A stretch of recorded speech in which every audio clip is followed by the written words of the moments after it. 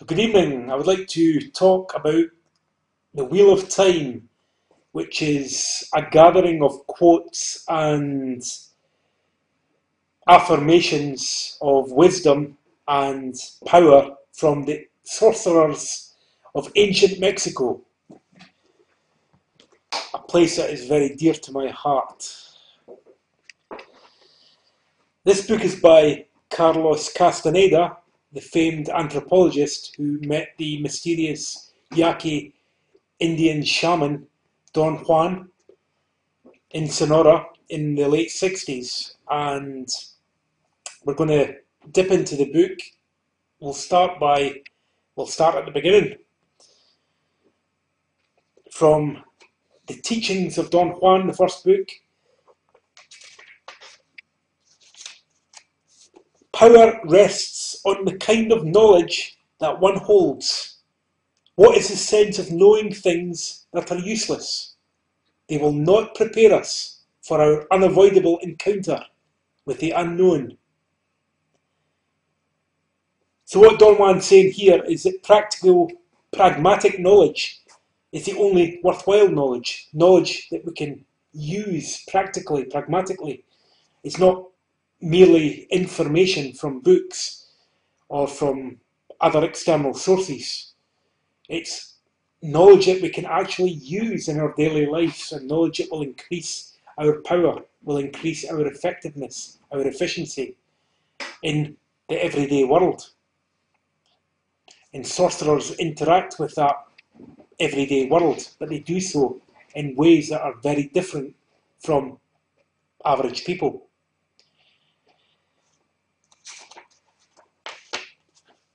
Nothing in this world is a gift.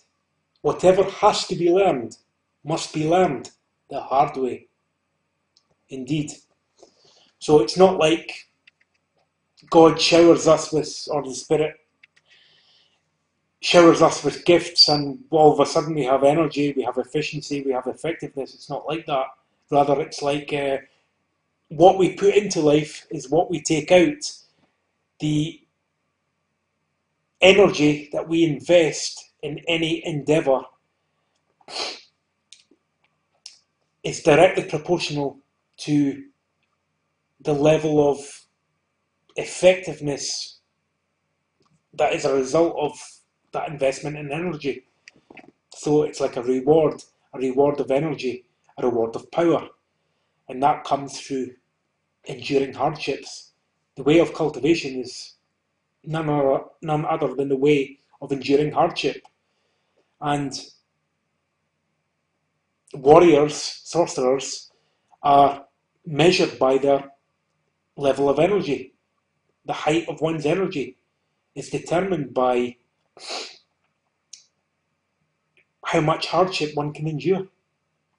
So it's a question of levels. Things that are easy, like indulging in sense pleasures, or going to see a show, or going to watch a match, something like that is very easy and it doesn't really reap much rewards in its own right. The rewards are from the level of energy that we invest in any endeavour. That's what gives us the rewards.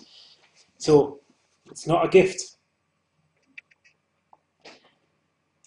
A man goes to knowledge as he goes to war, wide awake, with fear, with respect, and with absolute assurance.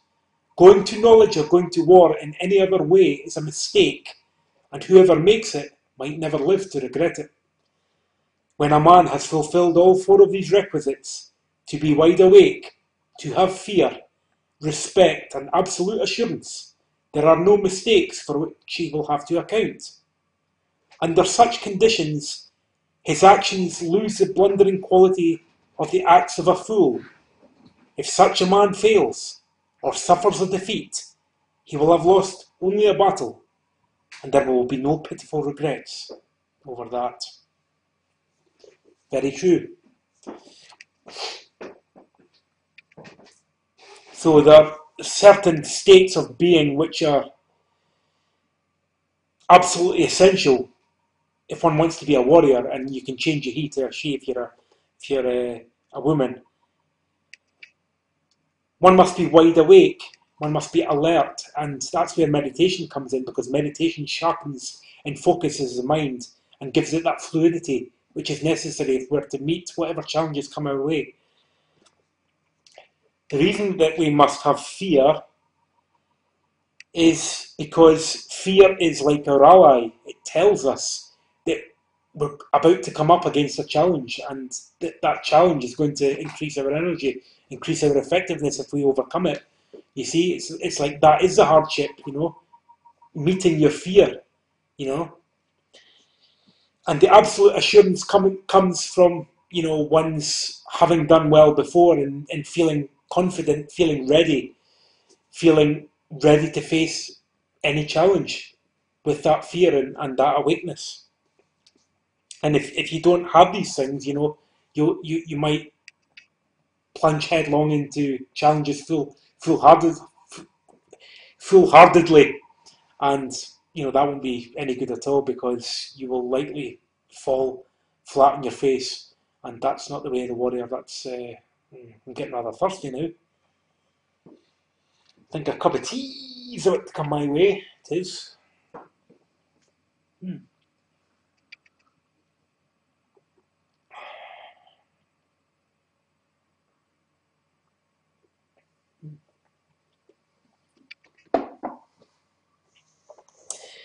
And I mean, supposing you go into battle effectively with absolute assurance, being wide awake and being ready, and the result isn't too good and you don't succeed, you don't do very well.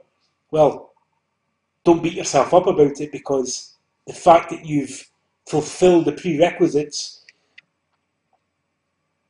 and have gone ahead anyway and met the challenge is a good thing, and it will give you the lesson of experience, the wisdom of experience, because wisdom is 100% hindsight, after all. So having that hindsight, having that wisdom will allow you to go into battle again and again, and each time have a greater chance of succeeding, because winning or losing doesn't really matter. It's the facing your fear and overcoming it ultimately that does. Just a couple more that I want to discuss in this video. Dwelling upon the self too much produces a terrible fatigue. A man in that position is deaf and blind to everything else. The fatigue itself makes him cease to see the marvels all around him. So, focusing too much on the self is self-importance. It's ego, and that is the enemy of the warrior, the ego, the esteem in which we hold ourselves up. We put ourselves on pedestals, don't we? When we do something well or even don't do it well, we give ourselves great credit and think that we are like the bee's knees. We think that we are like something special, something unique, something important. And it's imperative to cease to feel that way if you're to succeed in the warrior's path, because we can't have such a petty little self getting in the way. I mean, these so-called motivation speakers talk about self-esteem, but really, who could esteem such a self? Something arrogant, egomaniacal, self-important, pompous. Who could esteem such qualities? Rather the self with a capital S. That's the one that should be esteemed, because that is eternal, immortal, all powerful, all pervading, all conscious. So dwelling upon this ego, this false and illusory sense of importance, is an exercise in mediocrity, in banality, and we must aspire to something greater than mere ambition. And how one feels all the time, I feel this, I don't like this, I like that, I don't like this, I don't like that, this is good and this is bad, and this feels good and this feels bad. That kind of thinking. you know, heavily dualistic, embedded in concepts and memories and failures, and we have to meet challenges anew, you see. The warrior has to see things as if he's seeing them for the very first time. And to do that, he needs an incredible amount of energy, because awareness is founded on energy. Energy is awareness, is consciousness. So we must cultivate a sense of not being important, of not mattering. And because the spirit is what matters, what is all around us, the great wonder of the world, seen in all its marvel and freshness, every day, every moment. And the last one I want to discuss today is this. Every time a man sets himself to learn, he has to labour as hard as anybody can, and the limits of his learning are determined by his own nature. Therefore, there is no point in talking about knowledge. Fear of knowledge is natural. All of us experience it, and there is nothing we can do about it. But no matter how frightening learning is, it is more terrible to think of a man without knowledge.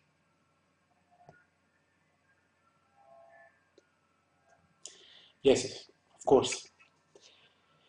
In order to, we have to formulate our goals clearly.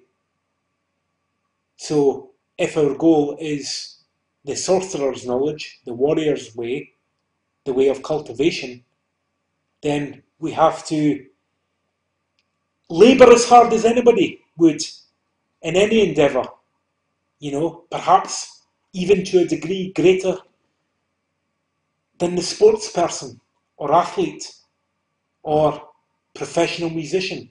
As warriors, we have to aim for even greater skill, greater refinement and greater manners than those people, because those people, after all, are only the heroes of everyday people. They're not yet cultivators, and if we really want to succeed and attain something rare,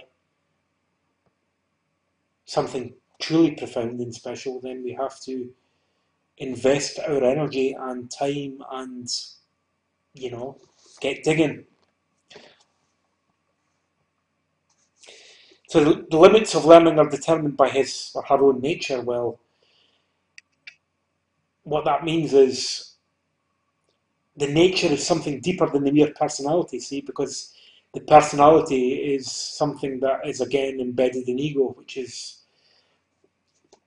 something rather small and fragile and always subject to change, and the ego can't seem to handle this too well.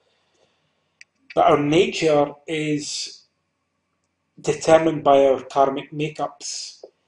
What we've done both in this life and in previous lives that's created this unique combination of elements of cells, bones, blood, muscles, in all the systems, everything that comes together, that is your body, and your mind is a consequence of what's happened and come before, you see. So we are what we have made ourselves, we are what we have created. And in order to progress, in order to evolve, in order to make more of ourselves, we have to work very hard at ourselves. We have to not be asleep. We have to endure the hardship of learning. And as Don Juan said, no matter how frightening learning is, it's more terrible for a person to be without knowledge, to conceive of such a person, fumbling about foolishly, like so many souls in this world, without a purpose, without a goal. and with no destiny in sight.